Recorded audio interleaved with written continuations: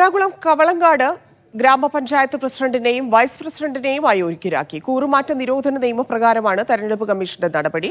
President Sibi Mathews, vice president Lissy Jolly, panchayat member Usha Sivan എന്നിവരെയാണ് അയോഗ്യരാക്കിയത്.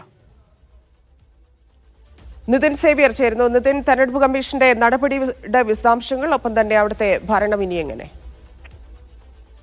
അതന്നെ, എറണാകുളം കവളങ്ങാട് ഗ്രാമപഞ്ചായത്തിലാണ് പ്രസിഡന്റ്, വൈസ് പ്രസിഡന്റ് അടക്കം 3 പേരെ തെരഞ്ഞെടുപ്പ് കമ്മീഷൻ അയോഗ്യരാക്കിയിരിക്കുന്നത്. കൂറുമാറ്റ നിരോധന നിയമപ്രകാരമാണ് തെരഞ്ഞെടുപ്പ് കമ്മീഷന്റെ നടപടി. UDF-ൽ നിന്നും LDF-ലേക്ക് കൂറുമാറിയ കവളങ്ങാട് ഗ്രാമപഞ്ചായത്തിന്റെ പ്രസിഡന്റായിരുന്ന Sibi Mathew, vice president Lissy Jolly, panchayat member Usha Shivan എന്നിവർക്കെതിരെയാണ് തെരഞ്ഞെടുപ്പ് കമ്മീഷൻ നടപടി അയോഗ്യത കൽപ്പിച്ച് ഉത്തരവ് പുറത്തിറക്കിയിരിക്കുന്നത്. കഴിഞ്ഞ പഞ്ചായത്ത് തെരഞ്ഞെടുപ്പിൽ UDF പാനലിൽ വിജയിച്ച് 2.5 വർഷം പ്രസിഡന്റ് സ്ഥാനം കയ്യിൽ വന്ന പ്രസിഡന്റ് സ്ഥാനത്തിരുന്ന ശേഷമാണ് സിബി മാത്യു 2023-ൽ LDF-ലേക്ക് പോകുന്നത്. മറ്റ് 2 പേരും ഇദ്ദേഹത്തോടൊപ്പം തന്നെ LDF-ലേക്ക് പോവുകയും സിബി മാത്യു തന്നെ പ്രസിഡന്റ് ആവുകയും ലിസി ജോളി വൈസ് പ്രസിഡന്റ് ആവുകയും ചെയ്തു. ഇതോടെ UDF നേതൃത്വം തെരഞ്ഞെടുപ്പ് കമ്മീഷന് പരാതി നൽകുകയായിരുന്നു. ഈ പരാതിയിലുള്ള വാദപ്രതിവാദങ്ങൾക്ക് ശേഷമാണ് ഇപ്പോൾ 3 പേരെയും അയോഗ്യരാക്കിക്കൊണ്ട് കമ്മീഷന്റെ ഉത്തരവ് വന്നിട്ടുള്ളത്. 3 പേർക്കും പഞ്ചായത്ത് അംഗത്വം നഷ്ടപ്പെട്ടു എന്നാണ് നിലവിൽ മനസ്സിലാകുന്നത്.